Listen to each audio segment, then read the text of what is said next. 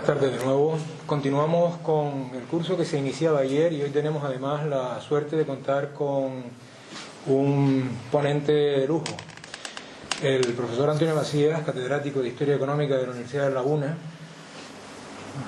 Es de Gran Canaria, pero ha impartido su docencia en la Universidad de La Laguna. Digo que es de Gran Canaria porque no nos es persona a la que haya que invitar. Él está en su tierra, en su sitio, y desde luego para nosotros es una suerte poder contar hoy con su participación.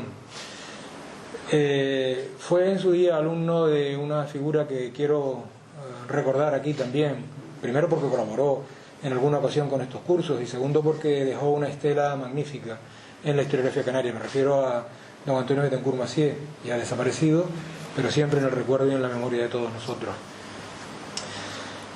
A Antonio Macías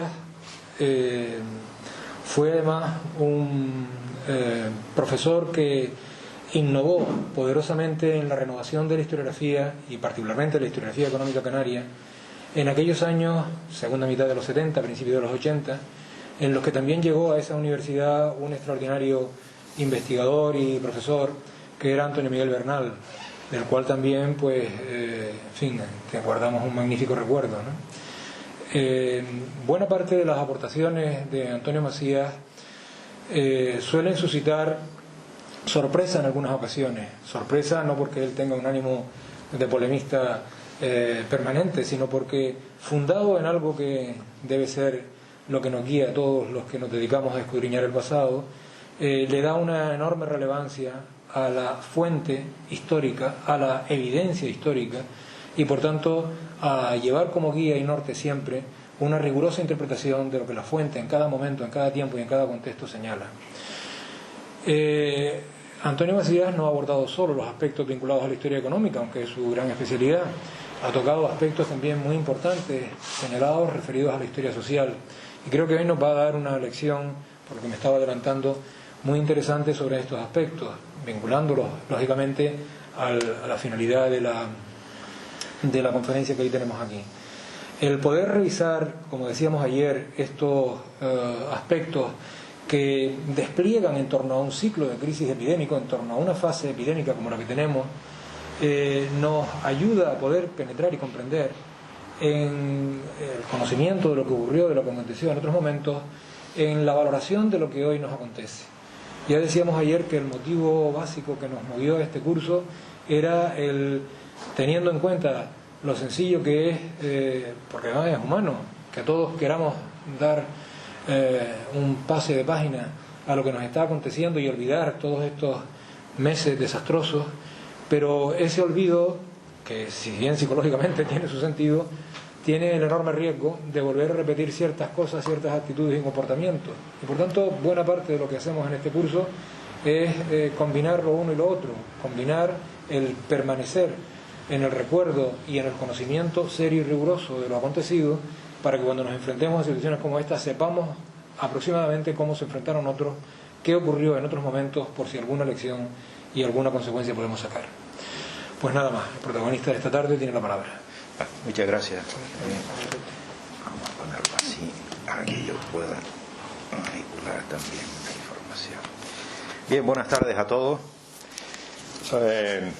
Voy a intentar resumir lo que he preparado para esta charla y como reza el título, no son realmente las crisis de mortalidad en la historia contemporánea, porque en verdad la historia contemporánea del archipiélago, la única crisis que se... ¿No se oye? ¿Ahora? Bien, en la historia contemporánea de Canarias todo el mundo sabe la gripe mal llamada española. Y la gripe mal llamada española, pues, y los trabajos que se han hecho, el último sobre Santa Cruz, pues, dirigido por mí, tampoco demuestra que fuera una epidemia significativa, relevante o no fuera. Y ya que aquí hay gente de contemporánea, chicos de contemporánea, les diría que se preocuparan de lo que ocurrió en los años 40. Y en los años 40 yo creo que hay ahí un periodo crítico, bastante crítico, y les voy a contar una anécdota para que se animen, porque ese periodo es un periodo muy duro en la historia contemporánea de nuestro siglo XX. Cuando estaba de maestro en La Esperanza, a los chicos de octavo les dije que hiciéramos un trabajo y que fueran al registro civil y de allí del pueblo y tomaran la mortalidad. Y los chicos de octavo hicieron el trabajo y pusieron de manifiesto un hecho que se sorprendía. Me decían, maestro, maestro, en aquella época nos llamaban maestros todavía, ¿no? Se mueren muchos niños, maestro, aquí mueren un montón de niños. Y entonces le dije, bueno, pues nada, ahora va a que preguntar de qué mueren esos niños, hay que preguntarle a los señores, a vuestros padres, a vuestros abuelos, qué ocurría en esa época, ¿no? Y la respuesta de todos ellos fue la siguiente: de hambre, mis niños, se morían de hambre. Del hambre terrible de los años 46-47 que afectó gravemente a Canarias. En un contexto de crisis, de bloqueo, en fin, de todo lo que ustedes ya, en fin, imagino que en contemporánea esto ya se habrá visto. Por lo tanto, yo creo que mientras que la gripe fue un agente patógeno que llegó de fuera y, bueno, mientras que lo otro fue un agente patógeno que vino por una causa externa y nos hundió económicamente y muy grave en esa época de la autarquía franquista. Como decía un refrán campesino, águila que vuela del imperio hacia Dios, dime dónde está el azúcar, el aceite y el arroz. Bien, por lo tanto yo me tomé la decisión de darles una charla sobre las crisis del periodo anterior, del periodo que va de 1500 a 1860, muy largo, pero intentaré resumir brevemente lo que quiero explicarles, ¿no? Y ante todo voy a darles unas pinceladas iniciales para que las tengan bien presentes a lo largo de la charla. Y la primera pincelada es que los agentes patógenos que durante el periodo moderno, en fin, durante los siglos XVI, XVII y XVIII y por supuesto desde la Edad Media, afectaron a toda la Europa occidental, no tuvieron cobijo en la tierra insular, es decir, no anidaron aquí nunca, ni siquiera la peste, por las razones que luego les explicaré, sino que estos agentes venían siempre de fuera. Y venían de fuera en virtud de una economía, de nuestra vinculación a un escenario internacional. Es decir, que esta otra idea que hay que tener muy clara y muy siempre presente. La economía de este archipiélago fue una economía competitiva, vinculada siempre a un escenario internacional. Y como consecuencia de esa vinculación, obviamente, venían barcos, y como los barcos traían todas las epidemias, eso es obvio.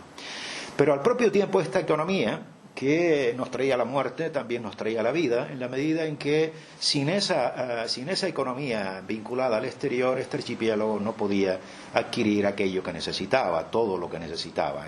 Eso lo pueden ustedes razonar rápidamente. Por lo tanto, esa economía, y además esa economía procuraba que el factor endémico, el elemento endémico de nuestra muerte, era uno solo.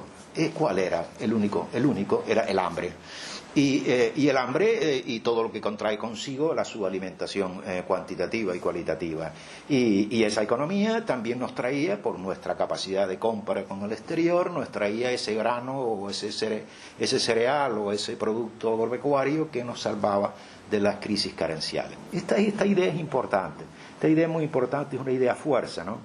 La siguiente idea fuerza que me gustaría que la tuvieran siempre presente a lo largo de la lección sería el elemento naturaleza. Nuestra naturaleza era un elemento favorable a nosotros. Hoy lo estamos echando también, lo sabemos, ¿no? La naturaleza es favorable. Y en aquella época era favorable porque las islas, el ámbito insular, llegaba la peste, llegaba una enfermedad, viruela, etcétera, y entonces las élites insulares que gobernaban los cabildos ordenaban el cierre de los puertos y las islas se aislaban totalmente del exterior, y esa capacidad de cerrar la isla era un elemento que no permitía la naturaleza insular. Pero también la naturaleza insular nos daba otra ventaja importantísima que hay que tener siempre presente. Cuando hablamos de hambre y demás, hay que tener siempre presente que nuestro clima, nuestra economía, nuestra naturaleza climática, pues tiene diferencias altitudinales importantes, medianías, costa, cumbre, barlovento, sotavento. De tal manera que nunca se puede hablar de una crisis agraria general en todo el archipiélago. Hubo solo una, que ya les comentaré, pero en términos generales el hambre no se extendió a todo el archipiélago. Y eso es importante, es decir, que no hay un horizonte de una hambruna general en todas las islas. ¿Por qué? Porque si en un lado no había cosecha, en el otro sí. Había por la existencia de esos microclimas. Pero es que además la existencia de diferentes pisos altitudinales y climáticos también permitía que cualquier planta del viejo mundo y del nuevo mundo, cualquier planta, tuviese un hueco en el archipiélago, se aclimatara en el archipiélago. Y tan pronto se supo, llegó la papa y el millo. Y la papa y el millo, y además la papa y el millo, como ya les demostraré, formaron parte del consumo humano en el archipiélago tan pronto llegó, por nuestra similitud cultural con América. Y por lo tanto, en ese contexto, no solamente hay que entender trigo, sino también millo, papas y los demás productos, habichuelas, etcétera, etcétera, hortalizas que daban en nuestra huerta en el archipiélago. Por lo tanto, esto hay que tenerlo muy en cuenta a la hora de eso. Y finalmente hay otro elemento importantísimo que hay que tener muy en cuenta también, que es el coste llamado de la insularidad. Hoy hablamos continuamente, los economistas se sientan y dicen el coste de la insularidad y el coste de la insularidad y para arriba y para abajo con el coste de la insularidad. Y no, eso no es cierto. Deben tener bien presente que los conceptos económicos son conceptos sociohistóricos. Tienen un tiempo, un lugar y un tiempo. Y no son permanentes, no son invariables, no. Tienen un tiempo, son conceptos sociohistóricos. Y el concepto de insularidad, en este momento, hasta los finales del siglo XIX, es un elemento favorable a nuestro archipiélago. ¿Por qué? Porque permitía el mar interinsular colocar los excedentes agrarios de una a otra isla muchísimo más barato que cualquier otro lugar que los podáis imaginar. Para que ustedes se hagan una idea, si en Madrid había hambre, había que traer trigo desde Valencia. Imagínense a lomos de burro, a lomos de carramata, cómo llegaba ese trigo a Valencia, desde Valencia a Madrid. Por lo tanto, estas cosas hay que tenerlas muy en cuenta, ¿no?, para poder entender eso. Ahora bien, claro está que todo esto tiene un tiempo, como dije, y una causalidad propia. Y si en los siglos XVI y XVII, como verán ahora, toda la muerte se vestía siempre, digamos, con ropa foránea, era producto de esa vinculación exterior. A partir del siglo XVIII la muerte se vistió, o las crisis de mortalidad se vistieron con ropas importadas y también con ropa propia. Porque a partir del siglo XVIII hay un cambio estructural en nuestra economía que se va insinuando y que va generando cada vez más una ropa propia, es decir, una mortalidad propia, una mortalidad por hambre, por su alimentación cualitativa que deriva en epidemia, y eso tiene que ver con la distribución de la riqueza en nuestro archipiélago, con índices de proletarización y de concentración de la propiedad. Y de ahí las revueltas campesinas en este periodo, que aquí en Telde la última fue muy grave, como les contaré, la gran revuelta de 1823. Entonces, esto es lo que hay que ver, es decir, que epidemia, muerte, tiene que ver con una estructura social determinada, con un determinado modelo productivo. Pues bien, eso es lo que voy a intentar resumirle en los tiempos que me quedan. Y para entender esto, perdonen, pero tengo que tener una gafa porque yo no puedo seguir sin gafa, que no veo.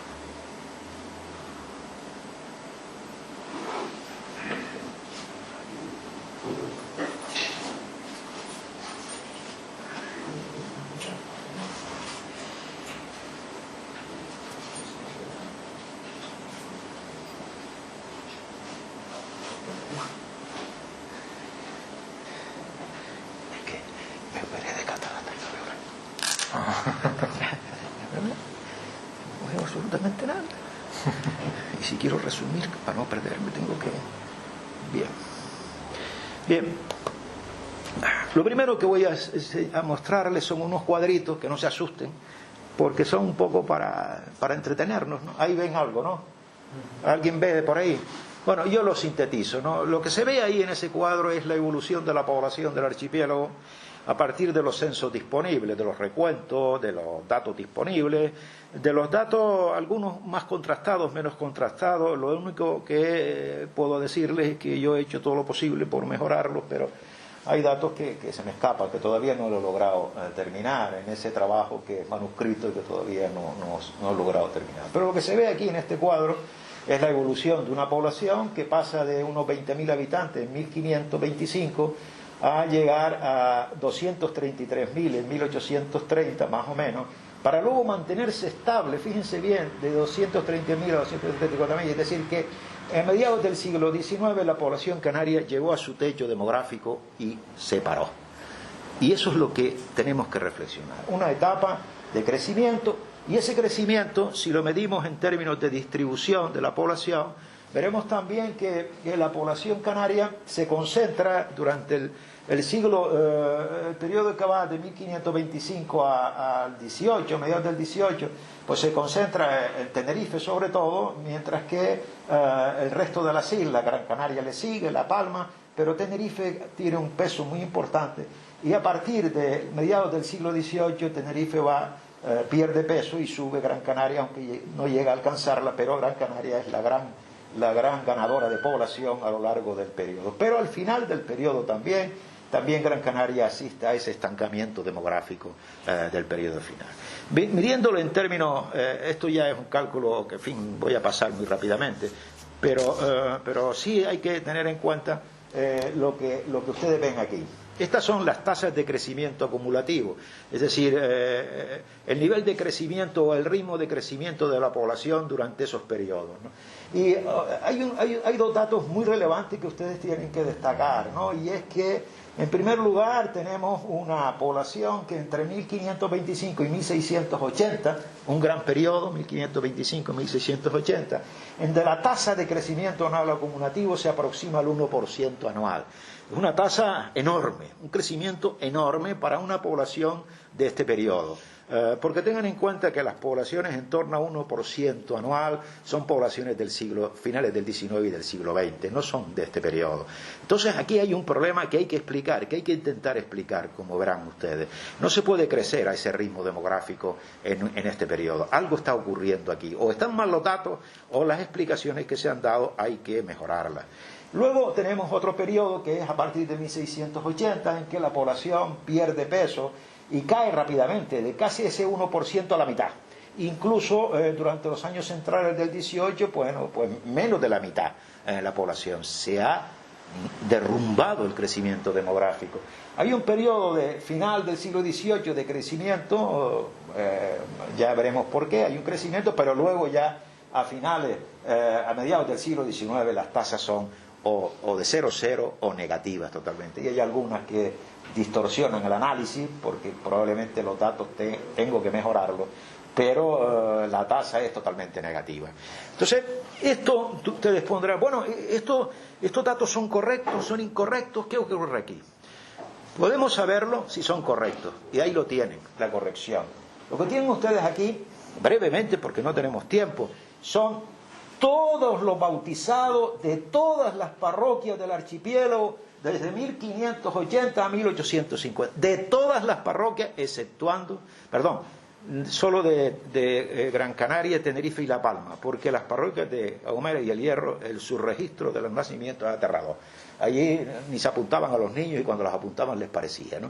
Entonces ahí hay un subregistro que es, en fin, en el caso de Fuerteventura lo he resuelto, pero en el caso de las otras islas todavía no he logrado resolverlo. Pero en las islas principales sí está resuelto ya, y ahí se pone de manifiesto lo que les dije, ¿no? El crecimiento, luego el estancamiento, un crecimiento final de 1780 por ahí, y luego ya a partir de 1820, pues vean ustedes cómo las curvas se hunden. Es decir, que el número de bautizados de las parroquias refleja claramente el comportamiento de la población. Ahí lo tienen. Es decir, que esos datos estadísticos de población son correctos. El único problema que hay es que hay que explicarlo, pero son correctos. Los bautizados confirman la curva evolutiva de lo que hemos dicho. Entonces, para poder entender esto, Tendríamos entonces ahora que ver cuál era el sistema demográfico canario, es decir, si nuestro modelo demográfico, los bautismos, defunciones, de natalidad, mortalidad, esperanza de vida, fecundidad, en fin, todas esas variables que se utilizan para explicar un modelo demográfico, pues explican este comportamiento de la población. Y la verdad es que es imposible, no lo logran explicar. ¿Por qué? Miren ustedes ahí, ¿no? Esto es, las 3 cuadros que van a ver ahora, los 3 gráficos que están aquí son sobre Gran Canaria, pero el modelo demográfico de Gran Canaria puede ser generalizado a todo el archipiélago. No hay razón alguna para pensar que sea diferente. Y este modelo está hecho de manera por retroproyección matemática. Esto es un modelo muy ajustado estadísticamente, esto es incuestionable desde el punto de vista estadístico. Podrá haber alguna distorsión porque un dato no está bien o lo que sea, pero en líneas generales los datos que están aquí es lo que hay, no hay otra posibilidad de cálculo estadístico, ¿no? Y esta retroproyección matemática nos da estos valores, es decir, unas tasas de natalidad que están en torno al 40 por 1000, 40, 41, 42 por 1000, que es el modelo demográfico típico de las poblaciones preindustriales, y una tasa de mortalidad en torno al 35 por 1000, y por lo tanto la diferencia es un 0,5, no hay ese crecimiento del 1%, no, eso es imposible. Y ese es el modelo, y la siguiente variable que verán ustedes aquí es la... Perdonen que no veo bien. La esperanza de vida. Vean la esperanza de vida de la población. Y esto está ajustadísimo, no hay otra posibilidad.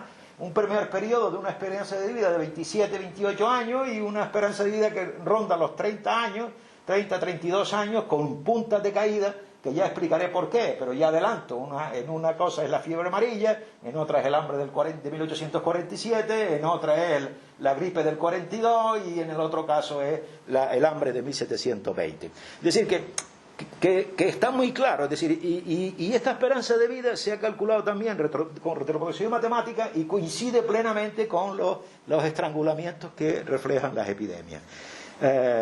Por lo tanto, y ahí tienen otra variable importantísima que es la tasa migratoria neta, es decir, la que mide la inmigración. Es decir, se van, se vienen, sí, bien, se van, se vienen, pero ¿cuántos quedan? Y esa es la tasa de migración neta. Y esta tasa de migración neta revela claramente que en el caso concreto de Gran Canaria hay un periodo que llega hasta a mediados del 18 en el que no hay migración significativa en Gran Canaria y que la inmigración comienza a partir de 1770 y se hunde fuertísimamente la tasa migratoria, la tasa neta de migración, es decir, pérdida total de población, primera fase, ganancia de población, segunda parte, pérdida de población, a partir de 1817, 1832, 30, y se hunde, es decir, parece como que el último que cierra la puerta. Bien, esto es lo que dicen los datos demográficos comentados. Por lo tanto, ahora lo que tenemos que hacer es intentar buscar una explicación a este proceso e insertar en esa explicación el problema de las epidemias. Y para entenderlo, me gustaría que reflexionáramos un poco, muy brevemente, dada la premura, muy brevemente sobre los pilares, que por así llamarlo, los fundamentos de nuestro modelo productivo, ¿no?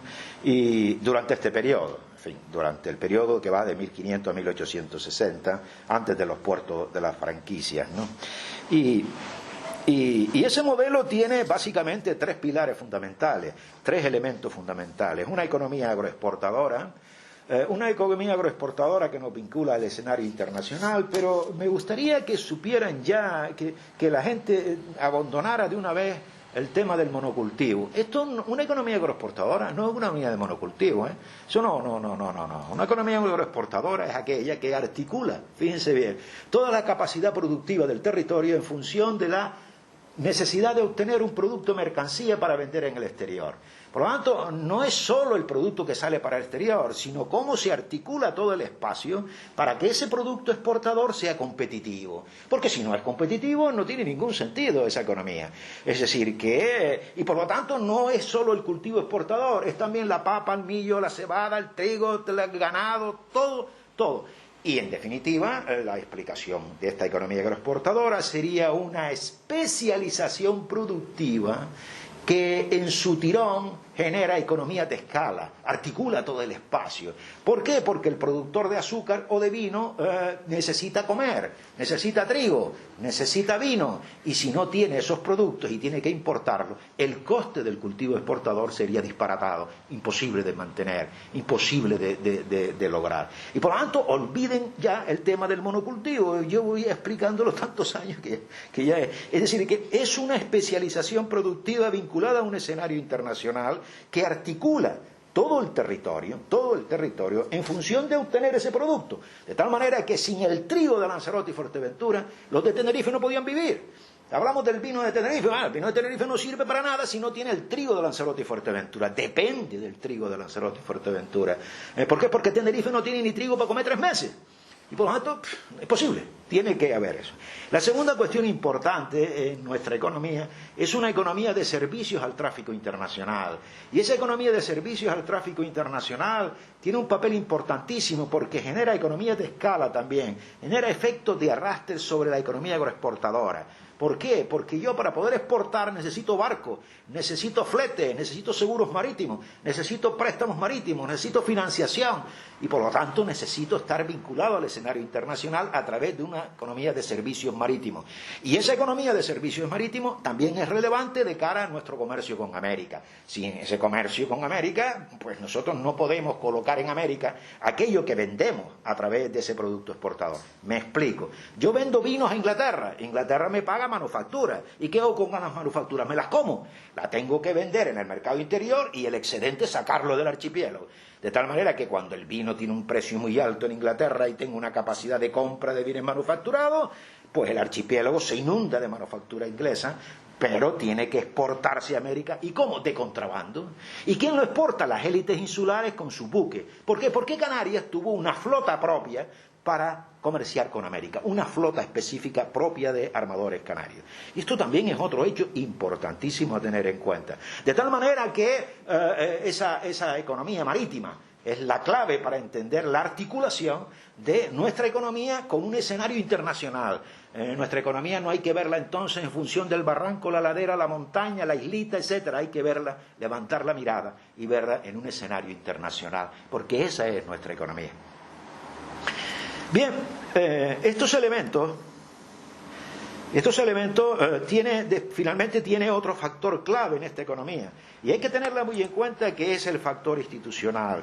Pero el factor institucional hay que verlo en un doble nivel, no solamente en lo que yo he insistido continuamente y la gente se queda siempre en eso, en la relación de Canarias con el Estado español, con la Corona de Castilla y con el Estado liberal en el siglo XIX, sino también tiene que ver con otro, y en el primer caso de la relación de Canarias con el Estado español o con el Corona de Castilla, hay que entenderlo no en términos coloniales. Olvidémonos también del concepto colonial. Aquí Canarias no fue nunca una colonia de la Corona de Castilla, jamás. Nunca fue una colonia. ¿Por qué? Porque no tuvo ningún trato colonial con respecto a la Corona de Castilla, dado que los insulares eran agentes propios de su economía, hicieron lo que les dio la gana a lo largo de este periodo, y luego lo aclararé más sentido. Y la segunda cuestión que hay que tener en cuenta del factor institucional se refiere a otro elemento clave institucional, que es propiedad. Propiedad. ¿Por qué es importante la propiedad? Porque si eres propietario, tienes acceso a una distribución de la renta. Si no tienes propiedad, no tienes nada. Y por lo tanto, el factor institucional, quién eran los propietarios de la tierra, es clave para entender el proceso de transición en una economía agraria hacia el capitalismo. Y en esa economía de Canarias, pues hay que entender que, una cosa es la propiedad de la tierra y del agua de los señores que la tienen, desde el terrateniente al campesino, y otro es también el término comunal, es decir, todas las aguas que circulaban por los barrancos, manantiales, montes, montañas, etcétera. Esa era propiedad comunal, de tal manera que todo el mundo campesino podía acceder a esa tierra para cortar leña, soltar su ganado o sembrar una papita. Y eso es importante, eso es muy importante. Y eso respondía a una economía que era la vieja economía, la vieja estructura de la propiedad, la estructura feudal, heredada del feudalismo, que se reproduce en Canarias a raíz de la conquista. Eso hay que tenerlo muy claro para entender lo que veremos luego: el hambre, la epidemia, la muerte. Dicho esto, muy brevemente, ¿Qué ocurrió ahora en esta fase, en esta economía? Si me paso me avisa, ¿vale? En esta economía. Bueno, pues entonces tenemos un primer periodo que podemos llamar de bonanza, una etapa de bonanza que va de 1500 a 1680, donde esa especialización productiva se articula a nivel regional, a nivel insular y regional, por una parte exportando azúcares, luego exportando vinos, y mientras que se exportaban azúcares primero, y a partir de 1550 los caldos al norte de Europa y a las economías coloniales, también tenemos que tener en cuenta que a medida que crecía esa especialización vinícola, pues la articulación regional quedó más fuerte. ¿Por qué? Porque el azúcar era un producto de limitada expansión. Aquí la naturaleza no fue muy favorable, acabaron con los montes en Gran Canaria. En realidad el azúcar se hundió por la naturaleza, no porque la competencia brasileña fuera más o menos, se hundió por la naturaleza. ¿Por qué? Porque al final no había leña para tanto cañaveral, no había leña y no había agua. Y por lo tanto en ese contexto los ingenios azucareros no podían seguir funcionando. A pesar de que los insulares, observen bien, fueron los creadores de la gran industria azucarera. Es decir, que ese ingenio que ven ustedes ahí en Ingenio está expuesto, ese ingenio es mentira, ¿eh? Ese ingenio no es así, es una mentira, ese ingenio no es así. Y los insulares inventaron el nuevo ingenio que todavía sigue moliendo hoy. Ese ingenio que inventaron los insulares, los canarios, sigue moliendo hoy, y lo inventaron en 1500. Y ese ingenio era el más competitivo del Atlántico, pero ese ingenio tenía un problema, que comía mucho azúcar, necesitaba, mucha caña para moler, y necesitaba mucha agua para moler los rodillos de los ingenios y las ruedas de los ingenios. Y aquí no había agua para estos molinos, pero sí habían en Brasil, por supuesto en Cuba y por supuesto en América. Y cuando se trasladó esta industria ya nos hundió totalmente porque no podíamos competir.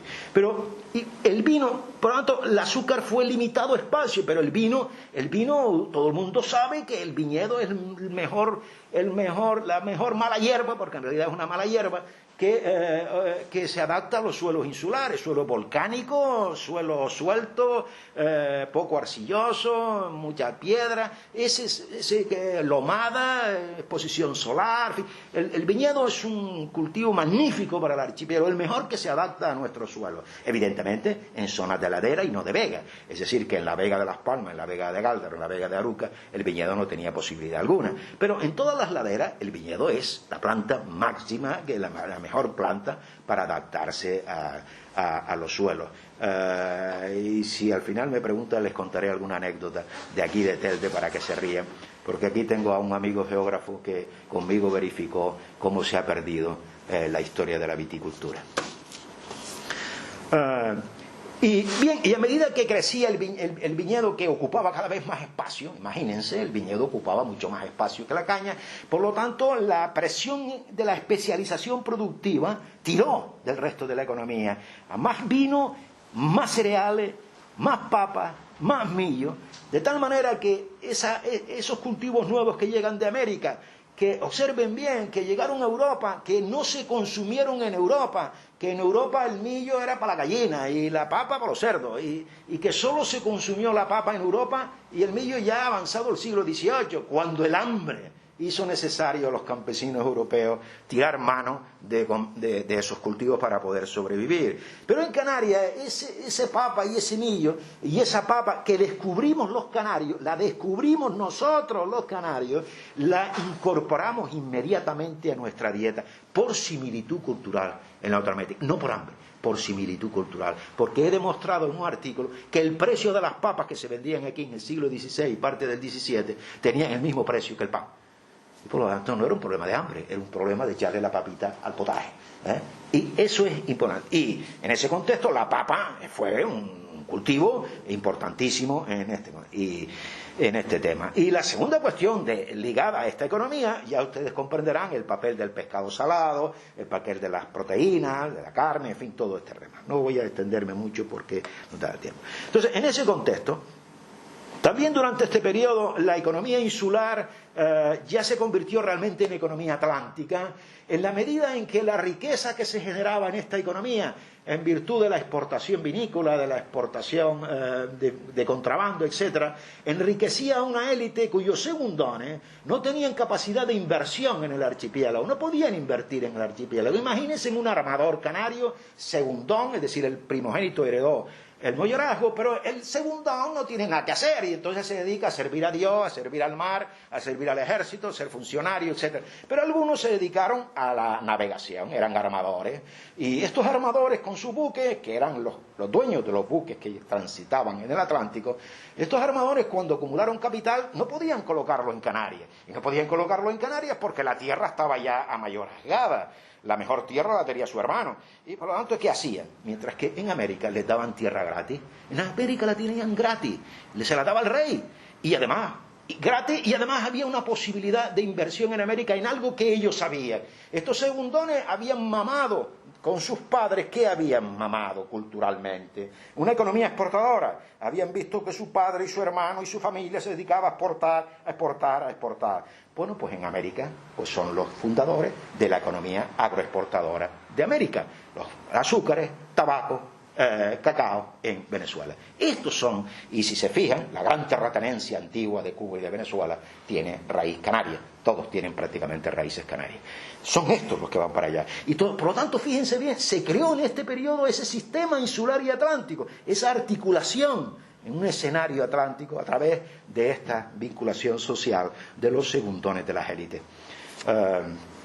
Para que se hagan un ejemplo muy claro, una pincelada nada más. Todo el mundo ve la casa fuerte de Adeje, ¿no? El señor de la casa fuerte de Adeje, el Herrera y Rojas, ¿no? Señor Marqués de Adeje y tal, todo el mundo lo ve y tal. Bueno, pues tenía 3 buques con Comercio con América de su propiedad, 3 buques, y los responsables de los 3 buques eran sus 2 hermanos y un primo hermano. Se dedicaban al travesero. Y esta gente se asentó en América. Y por ejemplo, los Pontes son los Pontes de Venezuela. Los blancos de Venezuela son los blancos de Grachico. Es decir, están ahí en este contexto. Bien. Dicho esto, ¿cuál fue la incidencia demográfica en este modelo? Ahora, y se me olvidó de señalarles que durante este periodo el Estado no existía. El Estado, la corona de Castilla dejó hacer a los insulares. Hagan lo que os da la gana a cambio de vuestra fidelidad. Castilla no teníamos relación ninguna. Castilla era una relación política. Nosotros no teníamos nada que ver con Castilla. Vendíamos a ingleses, holandeses, alemanes. A la península no teníamos nada que ver. Y en realidad, y el Estado español lo único que pidió a los insulares es fidelidad. Ustedes me garantizan la fidelidad del territorio y haced lo que os da la gana. Bien, esto, si alguien tiene dudas, lo aclararé. Bien, en ese contexto, ¿cuál fue la incidencia demográfica de las crisis de mortalidad en este periodo? Bueno, ese elevado crecimiento de la población del 1%, ¿cómo lo explicamos entonces? Pues lo explicamos sencillamente por la siguiente variable. En primer lugar, por una fuerte corriente inmigratoria. Canarias durante este periodo recibió gente sin tino, gente que venía atraída por el crecimiento económico del archipiélago. Y entre los que vino uno muy especializado, una aportación clave que fue la población portuguesa. Sin el aporte portugués no podemos entender ni siquiera la construcción de nuestras iglesias, que están construidas a la manera portuguesa. La segunda cuestión es que otro elemento importante para entender ese crecimiento demográfico es que también el modelo productivo durante este periodo el modelo demográfico revela otro hecho crucial: la edad del matrimonio. La esperanza de vida 27 años, pero claro, si te casas tarde, pues entonces los hijos que vas a tener 0. Pero si te casas pronto, pues la fecundidad marital será más alta, ¿no? Y por lo tanto, en este periodo lo he demostrado que la edad media del matrimonio son 18 años, edad media 18 años. En Europa son 26, 27 años. Canarias, 18 años. La gente se casa pronto. Y se casa pronto porque el modelo productivo está permitiendo la creación de nuevos hogares. Piensen ustedes, si yo tengo una economía de cereal, para mantener una familia plantando trigo, necesito unas cuantas hectáreas. pero si tengo trigo, millo, papa, vaquita, etcétera, etcétera, puedo crear nuevos hogares. Y la creación de nuevos hogares invita a una edad, al matrimonio de gente joven. Y entre más pronto te casas, mayor número de hijos. Se mueren mucho, pero hay mayor número de hijos. Y por lo tanto la tasa de natalidad y al final el resultado de la descendencia final es muy alto. Bien, por lo tanto tenemos eso, y finalmente una baja incidencia de la mortalidad epidémica, una bajísima incidencia. Miren ustedes, lo único que hubo en este periodo, la única enfermedad que aparece en este periodo epidémica es la peste. Bueno, hay alguna cosa de viruela y tal, y de gripe y de tal, pero la peste es el vector epidémico fundamental. Y aquí hay varias epidemias de peste en el siglo XVI, pues que ven por citar, 1504, 1507, 1523-28, 1582, y sobre todo la gran epidemia de peste de 1602, la llamada peste atlántica, que asoló toda Europa y por supuesto llegó a Canarias, y en todo lugar que hay una fiesta a San Roque, ya deben saber que allí hubo peste, porque San Roque es el patrono de la peste. Muy bien. Y sin embargo, la peste no fue un elemento de gran mortalidad en todo el archipiélago, afectó algunas zonas concretas, a Garachico, pero no al resto de la isla, a la laguna, pero no al resto de la isla. Me refiero que fue focos concretos de peste. Y otro hecho importante es que el barco traía las ratas, y la rata negra, que yo la he visto en Canarias, donde yo vivo, la rata negra es una rata específica, que es la rata de la peste, y en su sangre corre la Pasteurella pesti, la Yersinia pesti, la bacteria de la peste. Pero la rata, para poder tener efecto contagioso, necesita una pulga, y esa pulga es una pulga específica de la rata.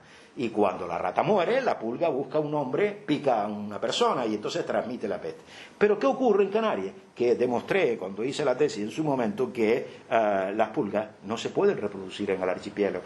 Vienen con las ratas, mueren las pulgas, ponen los huevos en la tierra, pero no se reproducen en la tierra isleña. Y por lo tanto la peste es un hecho episódico, pero no es endémico. Frente a Inglaterra, frente a Sevilla, frente a las ciudades europeas, donde la peste era una constante endémica. Y si no, vean las obras de Shakespeare, donde hace continuamente alusión a la peste en Londres. Y finalmente, la cuestión es que esto ocurre y además tampoco hay hambre. Y no hay hambre, y lo cual implica que existe un cuerpo bien nutrido, una población que está bien alimentada. Y para verificarlo, ahí lo tienen, carísimo, clarísimo. Aquí tienen los precios del vino, que es el gran producto exportador. Vean los beneficios de los bodegueros, cómo subió escalonadamente el precio de los caldos, se disparó a lo largo de este periodo. Y tengan en cuenta que, por lo tanto, desde el pequeño bodeguero hasta el gran terrateniente, pudo colocar sus caldos con total libertad en Europa y América, no como en Sevilla, que estaba limitado a los cargadores. Aquí cualquier hijo de vecino podía exportar una pipa a América. Y esto es una gran expansión vinícola, como ustedes verán observar. Por lo tanto, tenían capacidad de compra para comprar las manufacturas, lo que necesitaran para sus unidades productivas, porque el vino escaló puestos, el precio subió a lo largo de este periodo. Pero fíjense bien también, aquí tienen los precios del trigo, también el trigo subió. Y por lo tanto esas otras economías que vinculaban su escenario productivo al mercado interior también vieron subir sus precios, con lo cual la renta generada por esa expansión vitícola se distribuía como átomos invisibles en todo el archipiélago a través del mercado interior del cereal. Pero observen otra cosa muy importante, que exceptuando aquella crisis de 1834-36, ese periodo crítico donde hubo una malísima cosecha en el archipiélago, el resto no hay fluctuaciones. Los precios del trigo no hacen así, chinchan, chinchan, chinchan. ¿Por qué? Porque hay importaciones de choque. Es decir, cuando el precio del trigo en el archipiélago llegaba a un cierto umbral, el mercader extranjero que estaba en Garachico, en el puerto de la Cruz, decía, es rentable traer trigo de Inglaterra, traer trigo de Francia, traer trigo de Polonia, traer trigo de Bretaña, traer trigo de Irlanda, para abastecer el mercado interior a cambio del vino de Canarias. Tenemos un producto y por lo tanto, cuando el precio subía por encima de un límite, habían importaciones. porque el producto que la permitía era el vino. Bien, esta cuestión, este derrotero económico, cambió a partir de 1680.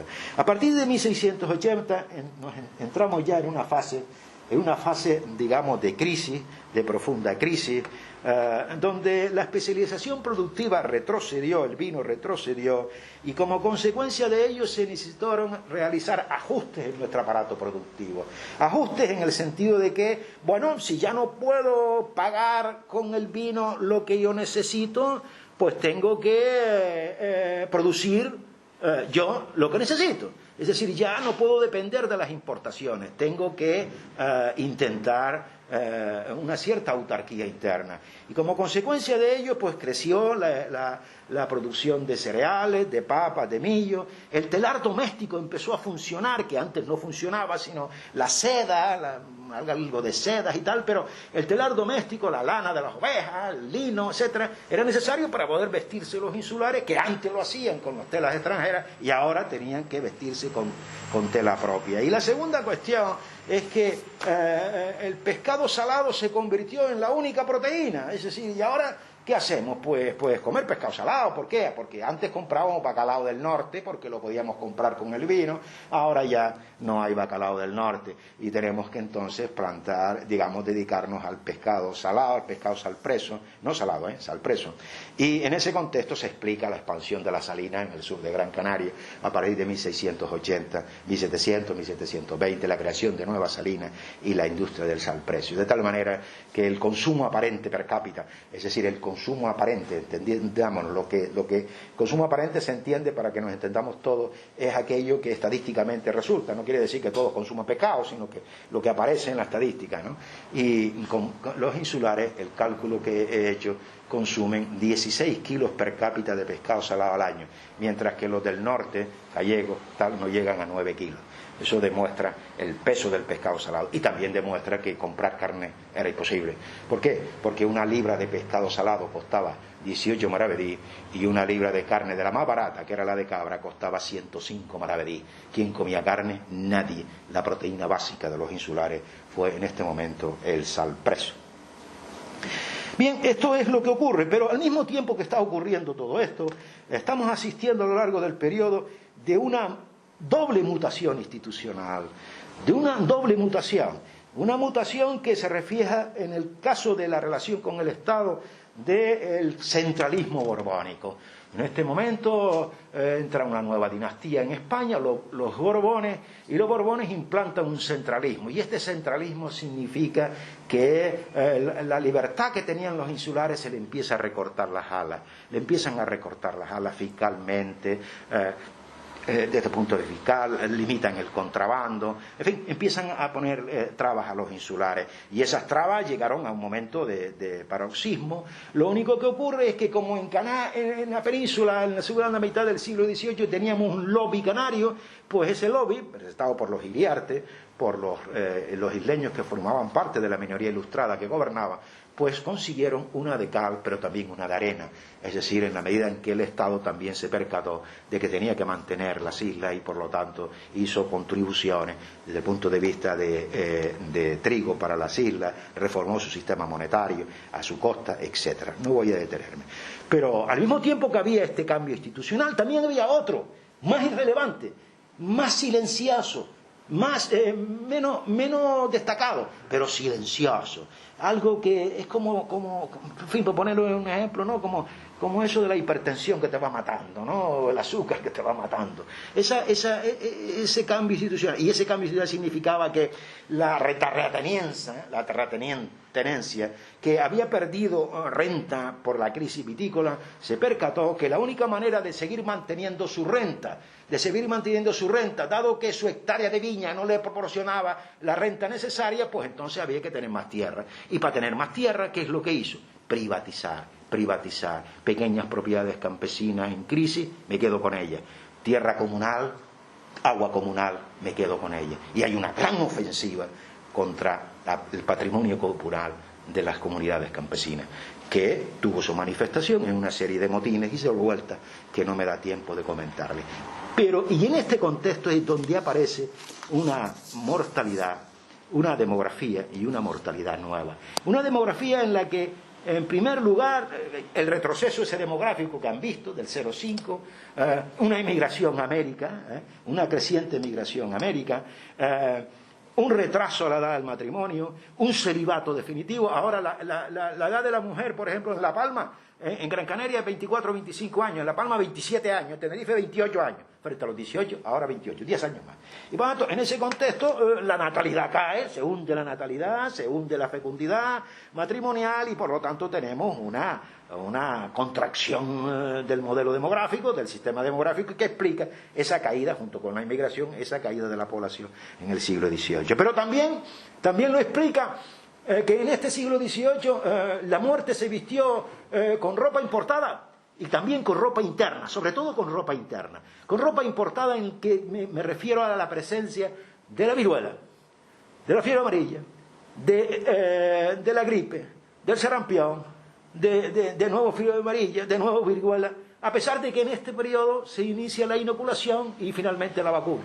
No voy a extenderme en esto porque no tengo tiempo. Si alguien me lo pregunta, diré la diferencia entre inoculación y vacuna. Pero lo que quiero decirles es que hay todas esas epidemias a lo largo del siglo XVIII.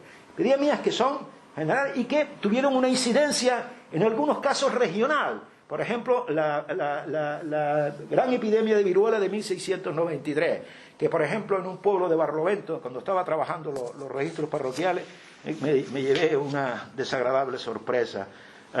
Uno todavía era un joven sensible cuando trabajaba la muerte y resulta que en ese año todos los niños que nacieron, todos murieron, nacían y se enterraban, y además se enterraron 2 más de los que nacían.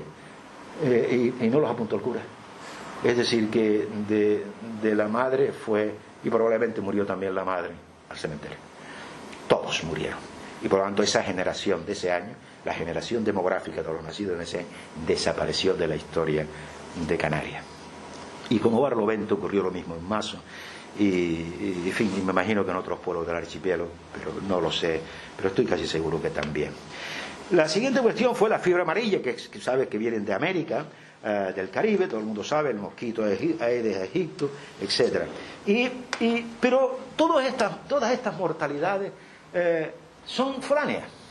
Pero en el siglo XVIII hay una muerte que es nuestra, que es la que llamo mortalidad propia, de ropa propia, y esa mortalidad fue el hambre.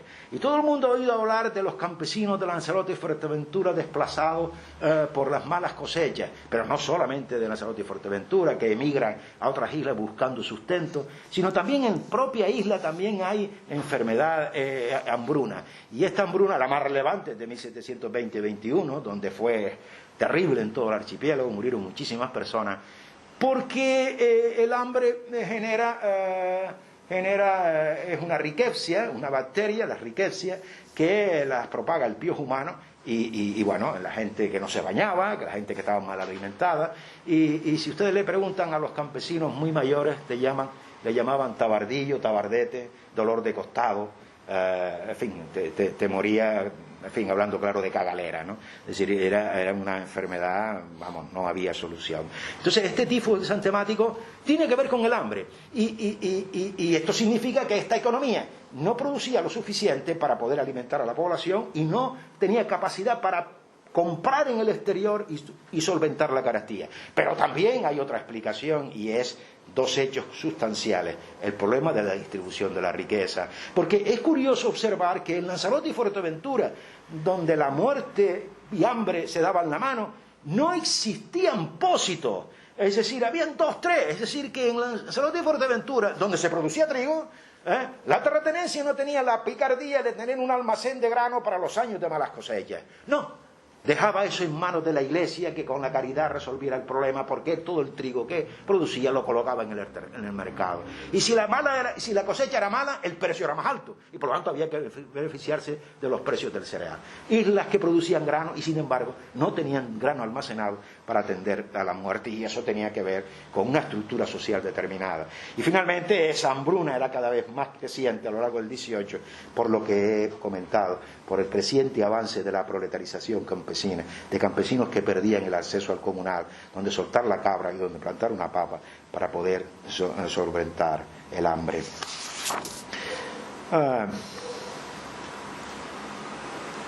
Finalmente, el tercer periodo, el siguiente periodo, no lo voy a comentar sino rápidamente. Hay una fase final del siglo XVIII donde hay un gran crecimiento económico, una recuperación económica, el vino se recupera, aparece la barrilla y gramos enteros en este periodo, nuestra economía mejora, etcétera. Pero eso, sin embargo, no alivió el hambre interno, sí, ciertamente, no hubo hambre, importábamos harina de Estados Unidos, trigo de Estados Unidos, en fin, millo de Estados Unidos, no había problema. Sin embargo, la mortalidad foránea sí se presentó, y la que se presentó, ahí la tienen, en el puerto de la Cruz, la fiebre amarilla de 1812, la gran epidemia de fiebre amarilla, que también asoló en el mismo año la ciudad de Las Palmas.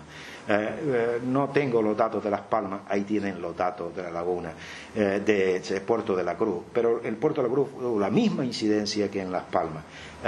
Observen bien, la fiebre amarilla, y además la fiebre amarilla la afectaba básicamente, en primer lugar, a los jóvenes. Observen los datos, afecta básicamente a los de los 19 a los 30 años, con punta en los años 20, es decir, que se lleva a la parte más granada, al capital humano productivo, se lleva a la gente que puede, que se va a incorporar al mercado de trabajo, a eso se lo lleva, y se llevan además básicamente más a los hombres que a las mujeres. No lo sé por qué, nadie lo ha explicado, pero lo que sí está claro es que la mortalidad masculina es mayor que la mortalidad femenina por la fiebre amarilla.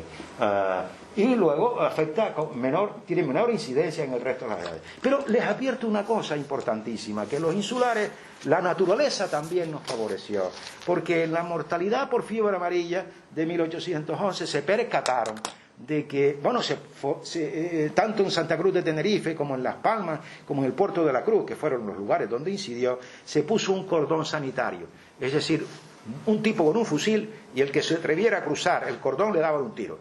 Entonces, para que la muerte no se extendiera por el resto de la isla. Pues bien, pero siempre se escapó alguien, y los que se escaparon, todos sanaron. ¿Por qué? Porque la fiebre amarilla se demostró que si tú salías de la costa y te ibas a la medianía, te curabas. La fiebre remitía, y al remitir la fiebre por la altitud, remitía la fiebre por cambio de temperatura, y como consecuencia de ello tu cuerpo tenía mayor capacidad para luchar contra la muerte. Y a partir de ese momento la fiebre amarilla ya dejó de ser la gran pandemia, aunque hay otra importante, pero dejó de ser la gran pandemia en Canarias. Vinieron otras fiebres amarillas, pero no generaron una gran mortalidad porque se quitaron los bloqueos sanitarios. La gente se podía salir de la ciudad para poder salvarse de la muerte. Por supuesto, se salvaban aquellos que tenían renta para poder vivir fuera de su lugar, de su lugar. Bien, pero lo que sí está claro es que a partir de 1820 nuestra economía entra en una gran crisis estructural. Me da un poquito de agua y ya voy terminando. Dame un poco de agua. Perdón un segundito porque...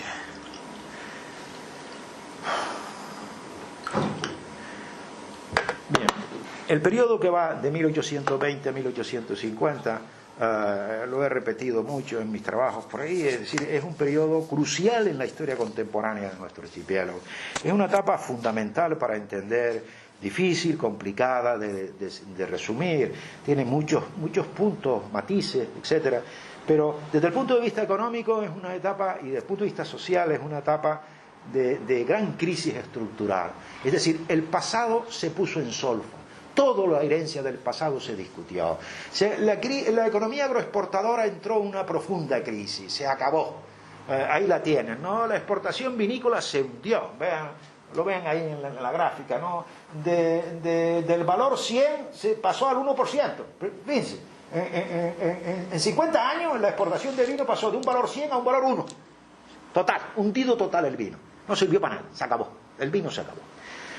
Esa es una gran crisis que afectó básicamente, y si ustedes observan, es a partir de 1810, llegó máximo esa etapa expansiva de finales del siglo XVIII y primeros lustros del siglo XIX, pero a partir de 1820 el vino empezó a caer en picado, tanto en términos de cantidad como en términos de valor. Bueno, se hundió toda la exportación vinícola. La segunda cuestión es que otro sector básico que nosotros exportábamos, que era la barrilla, de Lanzarote, de Fuerteventura, del sur de Gran Canaria, del sur de Tenerife, la barrilla, que además era un cultivo que se adaptaba a las tierras pobres y miserables y de secano, y por lo tanto daba un valor incalculable a una tierra que no valía nada, sino para cabras y mal pasto. Esa barrilla que fue una riqueza enorme en los primeros 20 años del siglo XIX, y que demandaba para la industria del jabón, para hacer jabón, la industria textil en aumento, pues se hundió también, pasó de un índice 100 a un índice 2. Nada, un hundimiento total y absoluto. Es decir, que nuestra economía agroexportadora no tenía ningún futuro, se acabó. Y como consecuencia de ello, también ahí tienen las exportaciones a Inglaterra, que eran los principales, pues se hundió, y como consecuencia también de ello, ¿qué ocurrió? Bueno, pues si la especialización productiva cae, pues también cae el sector que abastece el mercado interior. Es decir, la economía de esos agricultores que venden para el mercado interior, que venden para los productores de barrilla y para los productores de vino, que venden su trigo para que ellos coman. Y como consecuencia de ello, ¡guau!, los precios del trigo también se hundieron estrepitosamente en el mercado interior. Todo se hundió. Y la economía siguiente que se hundió fue la economía de nuestros servicios marítimos. Observen ahí, los barcos ingleses que entran aquí, cero, nada. Aquí no apareció ningún barco inglés. Miren, los barcos cayeron, no hay barcos. Y las exportaciones que nosotros, no solamente a Inglaterra, sino a América, etcétera, etcétera, pues pasaron de 3 millones en 1816 a 1 millón en 1852. Bueno, se hundió toda la exportación. Y si algo nos salvaba en este contexto era, como veremos más adelante, las remesas de los emigrantes. Bien, en este contexto de tremenda crisis, bueno, pues ahí tienen las defunciones registradas en todas las islas de los libros de entierro que he tomado. Ahí tienen Gran Canaria, La Palma y Tenerife. De todos los libros de parroquiales, los muertos año por año durante todos esos años. Ahí los tienen. Bueno, pues ahí lo que se puede ver rápidamente son dos grandes crisis de mortalidad. Una inicial aquí de 1837 que es fiebre amarilla, pero que no tuvo, ya repito, incidencia alguna. Y después hay dos que son la panacea de la panacea. La primera es la gran hambruna de 1846-47, finales del 46-47, y eso se debe a un hecho. En los libros parroquiales aparecía el cura y ponía: murió de miserere. Murió en el campo. Hombres, mujeres, niños aparecen muertos por los campos. ¿Y por qué morían por los campos? Porque todo el mundo ha oído hablar de la papa irlandesa, de la muerte en Irlanda por la papa, ¿no? Por la que el bichito ese, ¿cómo se llama? No me acuerdo ahora mismo, ¿no? Pero en Canarias lo que llegó en este momento, que mató toda la cosecha de papas de invierno, todas las papas que se plantaban en septiembre, las que llamaban los campesinos las papas de invierno, todas desapareció completamente porque llegó la Alternaria solani y todo el mundo ha visto los campesinos sulfatando las papas. Pues eso llegó, un hongo que es la Alternaria, que acabó con toda la cosecha de papas, y una economía que vivía al borde digamos al borde de la muerte, con una crisis, con una creciente subalimentación. Y hago un inciso, trabajé las causas de la muerte en Icó y en La Orotava. El cura anotaba de qué moría la gente, y tomé el periodo que va de 1800 a 1850, todas las causas de muerte, y los estudiosos de la mortalidad, los médicos que se dedican a la historia de mortalidad, me comentaron lo siguiente: Antonio, en síntesis, toda esta gente se muere porque no come proteína, porque solo come hidratos, no comen proteína. Todas estas muertes tienen una causalidad concreta: la falta de proteínas en la alimentación. Por lo tanto, esa hambruna que ustedes ven ahí, y la siguiente columna que ustedes ven es obviamente lo que ustedes ya saben, el cólera morbo. Y ahí les presento una curva para que vean que fue en el invierno, por meses, de la mortalidad en un pueblo, en mi pueblo, en el pueblo de mi padre, que es San Bartolomé de Tirajana, donde hasta allí la muerte por el hambre llegó también. Y finalmente, la gran mortalidad que todos sabemos es la gran mortalidad del cólera morbo. El cólera morbo llegó a Las Palmas, como ustedes saben. El cólera llegó a toda Europa, mejor dicho. Fue la gran mortalidad a partir de 1830-34. Llegó a Europa procedente del Próximo Oriente, se extendió por toda Europa y arribó al puerto de Las Palmas en mayo de 1851. En los primeros meses mató a prácticamente el 20% de la ciudad, afectando sobre todo a los barrios más populares, más pobres. He tomado la relación de muertos calle por calle y los barrios de Triana, de la zona ahí, fue aterrador. Y por supuesto alcanzó a todos los pueblos del archipiélago.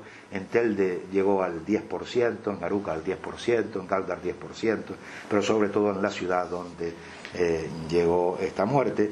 Y la mortalidad se extendía porque todo el mundo intentaba salvar la vida. Aquellos que podían huían de la ciudad, como bien supo ver un poeta canario, un poeta gran canario, Ventura Aguilar, muy expresivamente en su oda que se llama Al cólera morbo. Dice lo siguiente: huyen dispersos en incierta fuga 1000 familias gimiendo horrorizadas, cual tímidas palomas en bandadas, a su pesar dejando postradas y dolientes las caras prendas de su amor ausente. Bien, el cólera fue un gran desastre, fue el gran desastre. Yo creo que afectó solo a Gran Canaria, por lo que les acabo de decir. Se cerraron el resto de las islas, pero la causa del desastre no fue sin duda el agente patógeno, eso no cabe duda, pero también la elevada mortalidad causada por el cólera tuvo otros agentes de naturaleza económica y social. El primero fue la grave crisis económica de carácter estructural, que ya he citado, agudizada además por la elevada presión fiscal. A partir de 1820 nuestro régimen fiscal, no me ha dado tiempo de explicárselos, pero el régimen fiscal se alteró y la presión fiscal aumentó, y los datos de la época, muy discutibles, pero dicen que la presión fiscal subió en un 200%. Yo no me lo creo, pero eso es lo que dicen los informes de la Diputación, que creció la presión fiscal. Y además crecía la presión fiscal en una economía en estado moribundo. Nos llegaban mayores impuestos, pero no podíamos pagarlos. De hecho, algunos municipios como Las Palmas ofrecieron pagar los impuestos en papas, en trigo, pero no tenían ni dinero para pagar los impuestos la gente, ¿no? Segundo lugar, otro elemento importante fue la falta de ayuda exterior, y en concreto del nuevo Estado, que no participó, no intentó aliviar el mal, nada, no dio nada para aliviar este mal. El tercer elemento fue la carencia absoluta de inversión pública en sanidad e higiene para garantizar el abastecimiento de agua potable y evitar su contaminación con las aguas fecales. Esta circunstancia se dará luego, cuando comienza la expansión de la cochinilla, cuando la cochinilla logró expansionarse fuertemente en esta isla. Fue un área básica de la cochinilla aquí se implantó muy fuertemente, y entonces los ayuntamientos tuvieron renta para poder atender el abasto urbano, y eso está muy estudiado por Encarna, ¿no? El tema de las carnitas, ¿no? Pero lo más importante, a mi modo de ver, también fue más destacado, fue el desmantelamiento de las antiguas estructuras benéficas y asistenciales de las iglesias y de los municipios, como consecuencia de la administración eclesiástica y civil, sin que el nuevo Estado asumiera aquellas competencias en bienes preferentes. Tuvimos un Estado en el siglo XIX que todo el mundo sabemos, desamortizamos, vendemos las tierras de la iglesia, metíamos las tierras de los ayuntamientos, ¿sí? ¿Y ahora qué? ¿Y ahora qué hacemos? ¿Y usted ahora va a atender aquellos bienes preferentes que hacía la iglesia? Hospitales, asistencia sanitaria, beneficencia, todo eso lo hacían los ayuntamientos, la iglesia, el hospital de San Martín, todo eso era la iglesia lo que hacía. ¿Y usted ahora qué hace? Nos quedamos con todas esas propiedades y no hacemos frente a eso. Bueno, pues entonces esto ya es el desastre, padre. Y para que ustedes vean el significado de lo que le voy a decir, bueno, esta es la fiebre amarilla última, pero esto es lo que quería exponerles. Esto es muy importante, ¿eh? Porque esto es específico de Canarias. Esto es específico de nuestro archipiélago. Y esto sí que es muy importante. Observen ahí. Fíjense bien, ¿eh? Esos son los ingresos del Estado en Canarias, en 1800. El Estado español en 1800 no ingresaba un duro de Canarias. Todo lo que ingresaba por vía fiscal se gastaba en el archipiélago. Eso es importante. No sacaba renta alguna del archipiélago. El archipiélago le costaba. Y por lo tanto, eso es un elemento a tener en cuenta. Es decir, que el Estado ingresaba, pero lo gastaba y lo distribuía en el archipiélago. Es decir, si yo cobro un impuesto y lo destino a pagar salarios en el archipiélago, a pagar albañiles para fortificaciones, a pagar, pues entonces todo lo que yo entro se queda en la economía local por vía del gasto. Entonces no me lo llevo fuera. Y esto es importante. Bien, a partir de 1820 esto no es así. El Estado no invirtió en el archipiélago más. El Estado sacó dinero del archipiélago. Porque la imposición, había que pagar las guerras carlistas, en fin, todo. No voy a entenderme en esto. Y por lo tanto, esto es de este periodo. Pero además, otro hecho singular en este archipiélago es el que viene a continuación. Y aquí viene a continuación... perdón, yo me he confundido, perdonen. El anterior, el gráfico anterior me he confundido aquí. Observen aquí, en este cuadro primero, que perdonen la equivocación. Vean los principales perceptores de impuestos en 1800. Los principales perceptores de impuestos no es el rey. El que tiene aquí dinero sin tino es la Iglesia. El principal perceptor de renta es la Iglesia, con el 60%. Y el Estado un 38%. Pero fíjense bien, las rentas de la Iglesia se quedan en Canarias, porque el cura, a pesar de comer bien, paga. Y hay un gasto en las iglesias, repararlas, ¿sí? Y todo eso se queda en el archipiélago. Y en el caso del Estado, ese 38% es lo que acabo de decirles ahora, antes. Vean los gastos. Ingresos del Estado, gastos del Estado. Pérdida, 250.000 negativos. El Estado español no esquilmó el archipiélago en este periodo. ¿De acuerdo? Por lo tanto, piensen ahora lo que significa que se cambian las tornas, que a partir de 1820, 1830, 1840, 1850, la Iglesia desaparece como preceptor de rentas en el archipiélago, la Iglesia deja de ser un agente redistribuidor de riqueza en el archipiélago, y el Estado se lleva la renta de este archipiélago. ¿Me van siguiendo?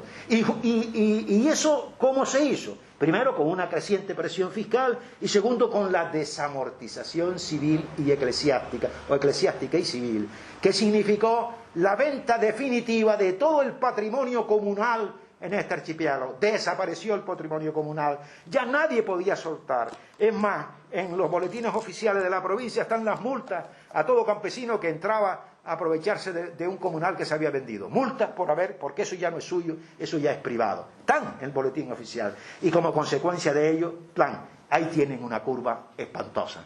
Vean la curva. Entre 1790 y 1850, proporción de entierros de pobre en el total de entierros, Tacoronte. Los campesinos de Tacoronte, del pueblo de Tacoronte, pagaban el entierro un 60%. El 40% en 1790 se enterraba de caridad. Y si voy más atrás, si le hubiese traído la curva más atrás, en 1700 era un 10% solo el que no tenía dinero para pagar el entierro. Y este es el entierro normal. Bueno, fíjense cómo ves. Y a finales de 1850, el 80% de la gente que se enterraba en Tacoronte no tenía dinero para pagar el entierro. Esa es la historia, esa es la muerte, esa es la emigración y esa es la epidemia. Y con ello termino. Buenas tardes.